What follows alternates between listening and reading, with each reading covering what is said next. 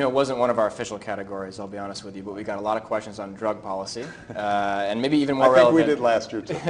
You know, there are a lot of folks online who want to know your thoughts on it, and I think with Prop 19 in California last fall, it's even more on people's minds. Right. Here's the top voted question in that area.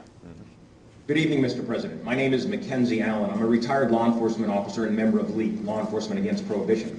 The so-called war on drugs has been waged for 40 years at a cost of $1 trillion and thousands of lives, with nothing to show for it but increased supplies, cheaper drugs, and a dramatic increase in violence associated with the underworld drug market. Sir, do you think there will or should come a time for us to discuss the possibility of legalization, regulation, and control of all drugs, thereby doing away with the violent criminal market as well as a major source of funding for international terrorism? Thank you so much for your time, Mr. President. Well, I think this is an entirely legitimate topic for debate. I am not in favor of legalization. I am a strong believer that we have to think more about drugs as a public health problem.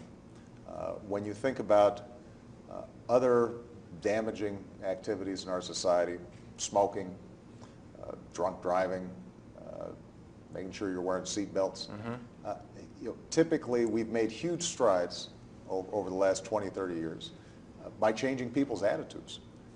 And on drugs, I think that a lot of times we have been so focused on arrests, incarceration, interdiction, that we don't spend as much time thinking about how do we shrink demand.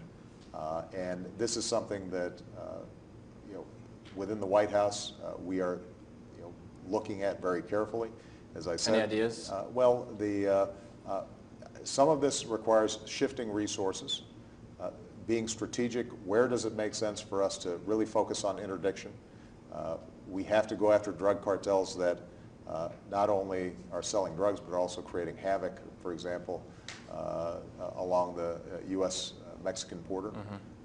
But are there ways that we can also shrink demand and in some cities, for example, it may take 6 months for you to get into a drug treatment program. Right. Well, if you're trying to kick a habit and somebody says to you, well, come back in 6 months, that's pretty discouraging. Yeah. And so we've got to do more in figuring out how can we get some resources on that end of it and make sure that, and also look at what we're doing when we have nonviolent first-time drug offenders. Are there ways that we can make sure that we're steering them into the straight and narrow without automatically resorting right. to incarceration, drug courts, mechanisms like that? So these are all issues that are worth exploring and worth a serious debate.